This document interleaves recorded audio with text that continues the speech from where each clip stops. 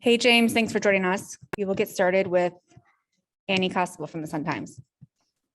Hey, James, how do you make sense of these inconsistencies on offense from this team, from game to game and then even from half to half?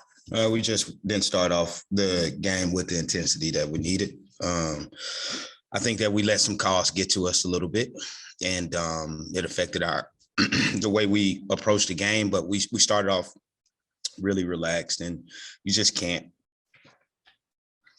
So you have a break before playing the Aces again on Sunday. How do you approach fixing that, or what's the response to that issue? We'll just start off with a sense of urgency. The other stuff is just we can't control. The stuff we can't control, but we'll start off more urgent at home. But I just didn't like the way we started off the game, and our consistent effort as far as trying to play for each other. We didn't do it early. We finally got to it later on, but it was a little too late. The Aces shot 60% from three in the first half, 55% overall. So defensively, what was missing from this team in the first half? First half, we were step slow. Yeah, we were step slow, and we know that they're not going to kill you from three, so we just have to stay consistent, stay in the game, and we knew that we were going to come back in the game. So we weren't really, it was just a few adjustments that we did, a few minor adjustments, but the fact that we put them to the free throw line 25 times, that's something that we didn't want to do. We wanted to box out, and it was some questionable calls today. Well, not questionable, it was embarrassing, really. So. And then lastly for me, the response in the second half, what can you take away from your team responding in the second half the way they did, and specifically Candace Parker? She was good, and but we have to play like that the entire game, and that way, if you play like that, you don't leave it in anybody else's hands to take it away from you. So, but yeah, I'm just I was embarrassed by the game, honestly, but I was embarrassed by the fact that they were able to get to the line 25 times on some questionable calls. And this has happened like 3 games. Like this happens 3 games. And I'm really tired of it. I've left the refs alone, and this is for me, it's embarrassing though. We knew that the game before we played Minnesota, they didn't get any foul calls the game before, and we knew that they were going to get foul calls against us. And so they got those foul calls. Even a lot of them we didn't foul.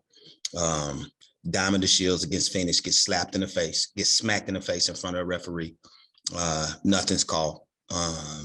And today it was so many calls that went their way, and it was horrible.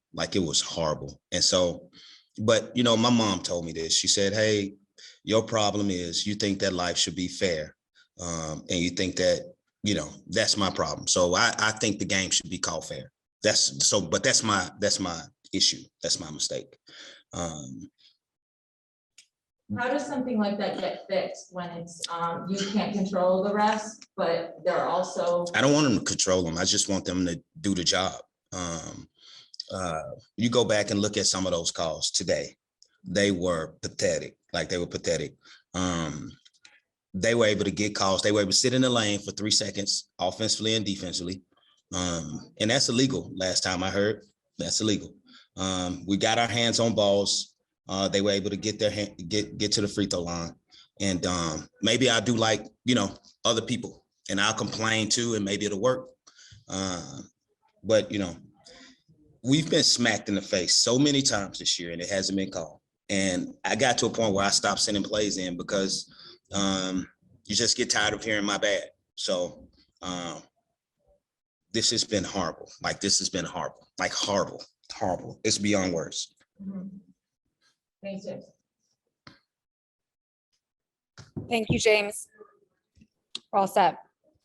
Nove had her hand up. Oh, Nove. I didn't see you there. Okay, thank you. Hi, Nove. Hi, Kelly. Coach Wade, going back to the ref thing. what do you say to your team in a situation like this where they gave it their all and it feels like it was taken away from them? Keep your head up, you know, life ain't fair. Like, what can you say? Just keep on playing hard. We've left the refs alone. We didn't say anything, but tonight was too ridiculous. So I had to like at least try to defend them a little bit, like do my job and say, hey, you know, maybe there was a foul right there, or maybe they're in the lane 3 seconds, you know. And I don't do half of the stuff that other coaches do, but I'm going to get warned first or early anyway. And it's ridiculous, man. This is just whatever. We're going to keep playing though. We're going to play this thing out. We're going to keep playing, but this needs to be talked about and approached, because every game I'm tired of receiving text messages saying, hey, you know, this happened and it looked bad. And you go back and watch the game and you pull up 20 plays that you know were bad calls and you don't send them in because nothing happens. Like nothing happens. So whatever. We'll keep playing, but I'm tired of it. Honestly, I'm tired of it. Our players work. They go to work every day. They get up at 7 o'clock in the morning. They practice just like the other teams. And we coach them to get through stuff just like the other teams. But we're not getting the same respect as the other teams. So it's fine. Thank you.